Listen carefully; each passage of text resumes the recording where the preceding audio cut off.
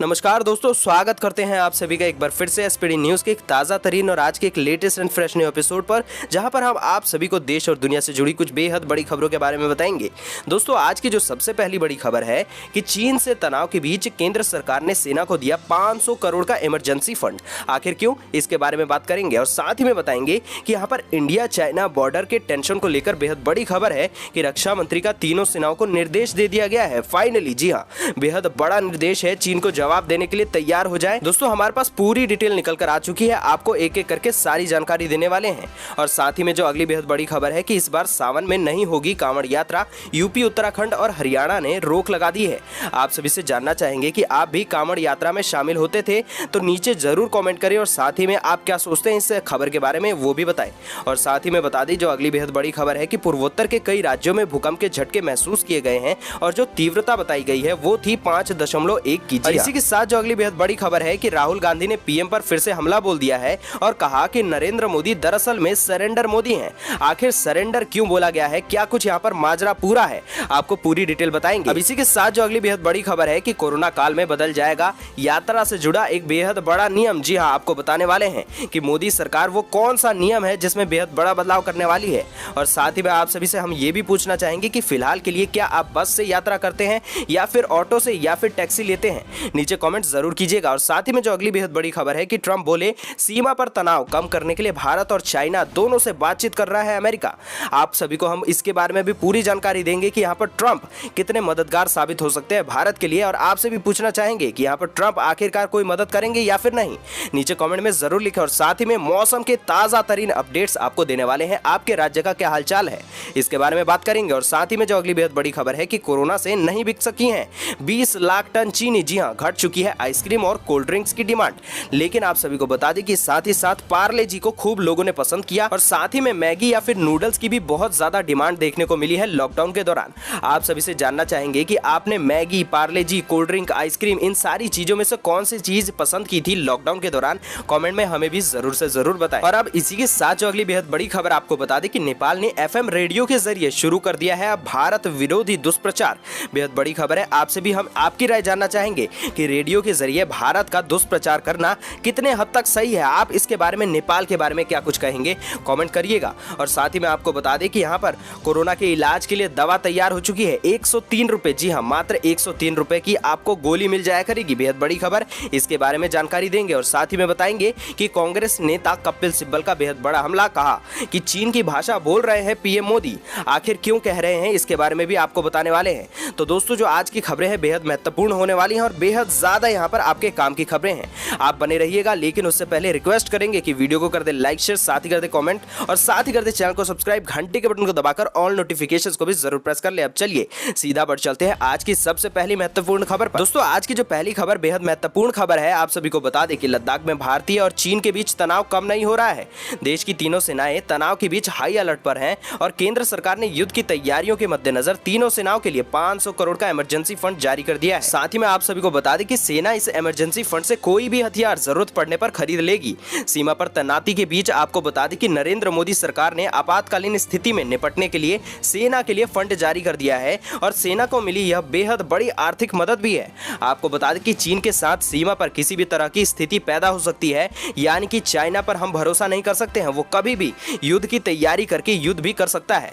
भारतीय वायुसेना के हेलीकॉप्टर भी LAC पर मंडरा रहे हैं और आप सभी को बता दें कि ऐसे में तीनों सेनाएं हाई अलर्ट पर हैं। दोस्तों, हम आप सभी की राय जानना चाहेंगे कि यहाँ पर चाइना कौन सी नीति अपनाने वाला है, क्या भारत पर वार करेगा या फिर नहीं करेगा, नीचे कमेंट में जरूर से जरूर लिखिएगा। दोस्तों, अब इसी के साथ जो अगली बेहद बड़ी खबर कि चीन के साथ लाइन ऑफ एक्चुअल कंट्रोल पर भी जारी विवाद को लेकर रक्षा मंत्री राजनाथ सिंह ने तीनों सेनाओं के प्रमुखों और CDS जनरल बिपिन रावत के साथ बेहद बड़ा बैठक किया है। आपको बता दें कि इस हाई लेवल बैठक में लद्दाख की स्थिति की समीक्षा की गई है और इस दौरान रक्षा मंत्री ने सेना को चीन की किसी भी हरकत, जी हाँ, किसी भी हरकत का मुंह तोड़ जवाब देने के लिए पूरी तैयारी में रहने के लिए कहा है। साथ ही बता दें कि सूत्रों के मुताबिक सेना को LAC पर चीन के पीपल्स लिबरेशन आर्मी की तरफ से किए गए किसी भी आक्रामक व्यवहार से निपटने के लिए पूरी स्वतंत्रता दे दी गई है। इसके अलावा बैठक में सुरक्षा बलों से जल, थल और नभ में चीन की हरकत पर पैनी नजर रखने के लिए भी कह दिया गया है। अब चलिए सीधा रुक कर लेते हैं अगली बेहद बड़ी खबर का। आप सभी को बता दें कि इस बार सावन में नहीं होने वाली है कांवड़ यात्रा। यूपी, उत्तराखंड और हरियाणा ने रोक लगा दी है। बेहद बड़ी खबर है, बता दें कि 15 दिन बाद सावन का महीना चालू होने वाला वाला है और सावन शुरू होते ही उत्तर भारत में भगवान शिव की भक्ति का अनोखा रूप देखने को मिलता है। उत्तर प्रदेश, बिहार, झारखंड, राजस्थान, मध्य प्रदेश, हिमाचल प्रदेश, उत्तराखंड में करोड़ों शिव भक्त पवित्र नदियों में जल लाकर भगवान शिव का जलाभिषेक करते हैं। सावन का पूरा माह जो है वो बम बोले के नारों से गुंजायमान होता है और आपको बता दें कि पूरा महीना जगह जगह कांवड़ यात्रा चलती रहती है। पिछले साल 2019 में भी यहाँ पर जो है 4 करोड़ से अधिक भक्त हरिद्वार गए थे। आपको बता दें कि इस बार ऐसा नहीं होने वाला है। बेहद बुरी खबर है। बता दें कि कोरोना वायरस के चलते उत्तर प्रदेश, उत्तराखंड, हरियाणा सरकार जो है इस बार कांवड़ यात्रा पर उन्होंने रोक लगा दी है। अब इसी के साथ अगली बेहद बड़ी खबर कि पूर्वोत्तर भारत में कई राज्यों में, जी हाँ, आपको बता दें कि रविवार को भूकंप के झटके महसूस किए गए हैं। आपको बता दें कि असम के गुवाहाटी, मेघालय, मणिपुर और मिजोरम में भूकंप के हल्के झटके महसूस किए गए हैं और रिक्टर स्केल पर भूकंप की जो तीव्रता बताई जा रही है वो 5.1 यानी कि 5.1 है। आपको बता दें कि मिजोरम के आइजोल में भूकंप का केंद्र बताया जा रहा है। बता दें कि शाम के करीब 4:16 पर मिजोरम और असम के गुवाहाटी समेत कई इलाकों में भूकंप के झटके महसूस किए गए हैं। फिलहाल किसी तरह के नुकसान की खबर नहीं आई है।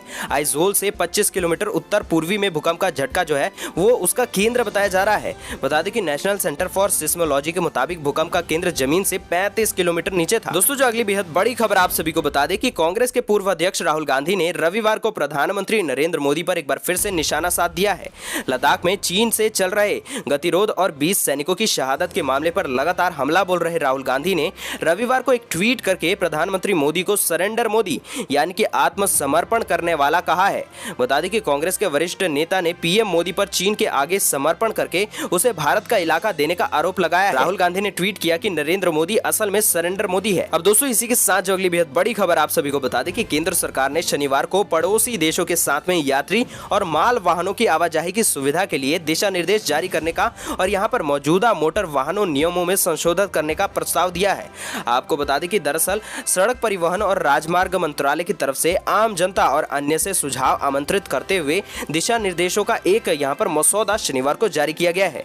बता दें कि इन प्रस्तावित नियमों को केंद्रीय मोटर वाहन नियम 2020 कहा जाएगा। मसौदा नियमों के मुताबिक परिवहन विभाग भारत के किसी भी राज्य की सरकार ही बस सेवा के संचालन के लिए जिम्मेदार होगी और उसे सौंपी गई अलग अलग जिम्मेदारियों का पालन भी करना पड़ेगा। साथ ही आप सभी को बता दें कि राज्य परिवहन विभाग निर्धारित स्थान से प्रस्थान करने से पहले टिकटों की व्यवस्था, बस को कीटाणु मुक्त करना, बस यात्रा के लिए सड़क की स्थिति और साथ ही साथ यात्रियों की जांच, सामान की हैंडलिंग आदि जैसी औपचारिकताओं का ध्यान रखेगा। और इसके साथ ही कई अलग अलग एजेंसियां भारत के आईसीपी में उन्हें सौंपी गई जिम्मेदारियों को भी निभाएगी। अब इसी के साथ जो अगली बेहद बड़ी खबर है कि अमेरिकी राष्ट्रपति डोनाल्ड ट्रंप ने भारत चीन सीमा विवाद को लेकर एक बार फिर से प्रतिक्रिया दे दी है। उन्होंने कहा है कि अमेरिका दोनों देशों से बातचीत कर रहा है जिससे मौजूदा सीमा तनाव को हल करने में मदद मिल सके। और बता दें कि ओक्लाहोमा में रैली को संबोधित करने जाने से पहले शनिवार को व्हाइट हाउस में पत्रकारों से बात करते हुए ट्रंप ने कहा कि हम भारत से बात कर रहे हैं, हम चीन से भी बात कर रहे हैं। यह मुश्किल वक्त है, वहां एक बेहद बड़ी समस्या है। और दोस्तों, आप सभी को बता दें कि भारत और चीन के बीच स्थिति के आकलन के बारे में पूछे जाने पर ट्रंप ने किसी का पक्ष तो नहीं लिया है, लेकिन उन्होंने इतना जरूर कहा कि दोनों देश जो है वो आमने सामने आ चुके हैं। हम देखेंगे कि क्या हो सकता है और हम कोशिश करेंगे कि इस संकट से बाहर कैसे निकालने में हम मदद कर सकें। और बता दें कि इससे पहले भी ट्रंप ने दोनों देशों के बीच मध्यस्थता करने के लिए प्रस्ताव दिया था, लेकिन भारत और चीन दोनों ही इसे ठुकरा चुके हैं। अब चलिए दोस्तों, इसी के साथ बढ़ चलते हैं आज के ताजा तरीन मौसम के समाचार जान लेते हैं। वेदर अपडेट्स के बारे में आपको पूरी रिपोर्ट देते हैं। बता दें कि तपती धरती पर राहत बनकर बरसने वाला दक्षिण पश्चिमी मानसून 1 से 2 दिन देरी से उत्तराखंड पहुंच सकता है। सामान्य तौर पर मानसून के उत्तराखंड पहुंचने की तिथि 22 जून बताई जा रही है। मौसम वैज्ञानिकों का कहना है कि इस बार मानसून 1 से 2 दिन देरी से पहुंचेगा। और आप सभी को बता दें कि पिछले एक सप्ताह में मानसून गुजरात, मध्य प्रदेश के मध्य इलाकों और पूर्वी उत्तर प्रदेश के हिस्सों में रुक चुका है। और दोस्तों, साथ ही में आप सभी को यह भी बता दें कि मौसम विज्ञानियों ने यहाँ पर कहा है कि अगले 24 से 36 घंटों के दौरान मानसून जो है वो सक्रिय हो जाएगा और तेजी के साथ आगे भी बढ़ जाएगा। तो यहाँ पर हम यही उम्मीद कर सकते हैं कि जल्द से जल्द मानसून हर राज्य में पहुंच जाए। और आप जो है अपने इलाकों का यहाँ पर ब्यौरा जरूर लिख सकते हैं नीचे कमेंट सेक्शन में कि आपके इलाके की क्या कुछ स्थिति है। अब दोस्तों, इसी के साथ जो अगली बेहद बड़ी खबर आप सभी को बता दें कि भारत के कालापानी, लिपुलेख और लिम्पियाधुरा को नेपाली भूभाग बताने वाले अपने दावों को मजबूत करने के लिए नेपाल अब भारत के साथ लगती सीमा के पास में अपने एफएम रेडियो चैनलों के जरिए भारत विरोधी दुष्प्रचार करता जा रहा है। सीमा के पास रह रहे भारतीय गांवों के निवासियों का कहना है कि नेपाली चैनलों द्वारा प्रसारित गीत आधारित या फिर अन्य कार्यक्रमों के बीच में भारत के कालापानी, लिपुलेख और लिम्पियाधुरा क्षेत्रों को वापस किए जाने की मांग करने वाले भारत विरोधी भाषण भाषण दिए जा रहे हैं। जिले के यहाँ पर धारचूला और साथ ही बता दें कि सब डिवीजन के यहाँ पर दांतू गांव की निवासी शालू दत्ता ने बताया है कि यहाँ पर कुछ नेपाली एफएम चैनलों ने हाल ही में नेपाली गीतों के बीच में भारत विरोधी भाषण चालू कर दिया है। आपको बता दें कि सीमा के दोनों तरफ के लोग जो है नेपाली गाने सुनते हैं, इसलिए वे उनके बीच में प्रसारित किए जा रहे हैं नेपाली नेताओं के भारत विरोधी भाषणों को भी सुनते हैं। अब चलिए दोस्तों बढ़ चलते हैं अगली बेहद बड़ी खबर पर। आप सभी को बता दें कि कोरोना वायरस से लगे लॉकडाउन की वजह से hotel, restaurant, canteen, mall, cinema hall और आदि के बंद होने से आइसक्रीम और सॉफ्ट ड्रिंक्स में बिक्री जो है वो बहुत ज्यादा कम हो चुकी है। आप सभी को बता दें कि जिसका असर चीनी उद्योग पर भी पड़ चुका है। आप सभी को साथ ही में ये भी बता दें कि सरकार ने चीनी मिलों के लिए मार्च में 21 लाख टन, अप्रैल में 18 लाख टन और मई में 17 लाख टन चीनी बेचने का कोटा तय कर दिया है, जो कि संबंधित महीने में नहीं बिकने के कारण अगले क्रमश यानी कि अगले महीने में कोटे को बढ़ा दिया गया है। आप सभी को बता दें कि यहाँ पर जून में धीरे धीरे चीनी की मांग जो है वो जोर पकड़ रही है, जिससे कि कीमतों में भी सुधार देखने को मिला है, जिससे कि नकदी के संकट से जूझ रही चीनी मिलों की यहाँ पर वित्तीय सेहत में आने वाले दिनों में थोड़ा सुधार देखने को जरूर मिलेगा।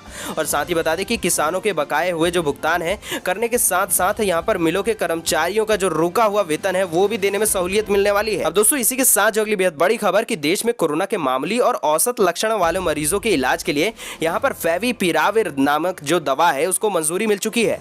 आपको बता दें कि दवा कंपनी ग्लेनमार्क फार्मास्यूटिकल्स ने शनिवार को इस दवा की पेशकश की है और बताया है कि जिन मरीजों को मधुमेह और दिल की बीमारी है वो डॉक्टर की सलाह से इस दवा का सेवन कर सकते हैं। आपको बता दें कि यह दवा जो है वो एक ब्रांड जिसका नाम है फेबीफ्लू उसके तहत लॉन्च की गई है और इसकी कीमत जो है वो 103 रुपए प्रति टैबलेट रखी गई है। आप सभी को बता दें कि कंपनी ने जानकारी दी है कि 200 mg की 34 टैबलेट के एक पैकेट की कीमत आपको 3500 रुपए पड़ेगी। आप सभी को बता दें कि कंपनी ने दवा के सेवन से पहले डॉक्टर की सलाह लेना जरूरी बताया है। आप यानी कि बिना डॉक्टर की सलाह से ये दवाई नहीं खा सकते हैं, क्योंकि आप सभी जानते हैं कि अगर किसी भी दवाई को ऐसे ही खा लेना आप सभी को यहाँ पर साइड इफेक्ट्स भी दे सकता है। चलिए दोस्तों अब इसी के साथ जो अगली बेहद बड़ी खबर निकल कर आ रही कि पूर्वी लद्दाख की गलवान घाटी में भारत और चीन के सैनिकों के बीच हिंसक झड़प को लेकर प्रधानमंत्री नरेंद्र मोदी के बयान पर सियासी घमासान शुरू हो चुका है। और बता दें कि रविवार को पूर्व केंद्रीय मंत्री और कांग्रेस नेता कपिल सिब्बल ने पीएम मोदी के बयान पर सवाल भी उठा दिया है और करारा हमला भी बोला है। बता दें कि उन्होंने कहा कि पीएम मोदी चीन की भाषा बोल रहे हैं। सर्वदलीय बैठक में पीएम मोदी के बयान का जिक्र करते हुए कपिल सिब्बल ने कहा कि पीएम मोदी ने कहा कि भारत की सीमा में न कोई घुसा है और न ही हमारी कोई भी पोस्ट किसी दूसरे के कब्जे में है। यह बात तो चीन भी बोल रहा है कि हमने भारत की सीमा में कोई भी घुसपैठ नहीं की है। कपिल सिब्बल ने सवाल उठाया है कि अगर चीनी सैनिकों ने घुसपैठ नहीं की है और कोई भारतीय क्षेत्र में आया ही नहीं तो हिंसक झड़प कैसे हो गई है। और उन्होंने कहा कि पीएम मोदी से पहले विदेश मंत्रालय भी कह चुका है कि चीनी सैनिकों ने भारतीय क्षेत्र में घुसपैठ की है, जिसके चलते गतिरोध और हिंसक झड़प शुरू हुई। और पीएम मोदी और विदेश मंत्रालय के बयान यहाँ पर विरोधाभासी हैं। पीएम मोदी अपना बयान दे रहे हैं जबकि रक्षा मंत्रालय और विदेश मंत्रालय अपने बयान दे रहे हैं। इस दौरान कपिल सिब्बल ने चीन को लेकर मोदी सरकार पर कई सवाल भी दाग दिए हैं। लेकिन अब सवाल ये उठता है कि आखिरकार यहाँ पर क्या कुछ चल रहा है वो तो भारत सरकार को ही पता है। क्या चाइना हमारी जो है जमीन पर कब्जा कर चुका है या फिर कब्जा करने वाला है, इसके बारे में आप कोई नहीं जानता है, लेकिन भारत सरकार ही इसके बारे में कोई भी जानकारी दे सकती है। आप सभी से पूछना चाहेंगे कि आप सभी को यहाँ पर भारत सरकार पर भरोसा है या फिर नहीं, नीचे कमेंट सेक्शन में जरूर से जरूर लिखें। अब चलिए इसी के साथ बढ़ चलते हैं अगली जो बेहद बड़ी खबर आ रही है कि भारतीय रेलवे कोरोना महामारी के इस दौर में भी यहाँ पर यात्रियों और अपने ग्राहकों को बेहतर सुविधा देने का प्रयास कर रहा है और लॉकडाउन में भी लोगों के तक जरूरत का सामान जो है पहुंचा रहा है। बता दें कि रेलवे ने खास पार्सल एक्सप्रेस ट्रेनें चला दी हैं और अब रेलवे ने ग्राहकों की सुविधा को ध्यान में रखते हुए उनके बुक कराए गए पार्सल को उनके घरों तक पहुंचाने का काम भी शुरू कर दिया है। फिलहाल ये सुविधा पायलट प्रोजेक्ट के तौर पर सेंट्रल रेलवे में ही चलाई जा रही है। आप सभी को बता दें कि सेंट्रल रेलवे ने लोगों के घरों तक पार्सल पहुंचाने के लिए भारतीय डाक विभाग यानी कि इंडिया पोस्ट के साथ समझौता कर दिया है। और बता दें कि यहाँ पर रेलवे के पार्सल विभाग से लोगों के घरों तक पार्सल पहुंचाने का काम डाक विभाग करेगा। इस सुविधा का फायदा व्यक्ति या फिर कोई भी कंपनी या फिर कारोबारी ले सकता है। तो दोस्तों ये थी आज की कुछ महत्वपूर्ण खबरें और आज के मुख्य समाचार। अगर आपको आज के समाचार जरा से भी पसंद आए हो तो वीडियो को कर दे लाइक शेयर, साथ ही कर दे चैनल को सब्सक्राइब, घंटी के बटन को दबाकर ऑल नोटिफिकेशंस को भी जरूर प्रेस कर दें। हम मिलेंगे आपसे अगले मुख्य समाचारों में।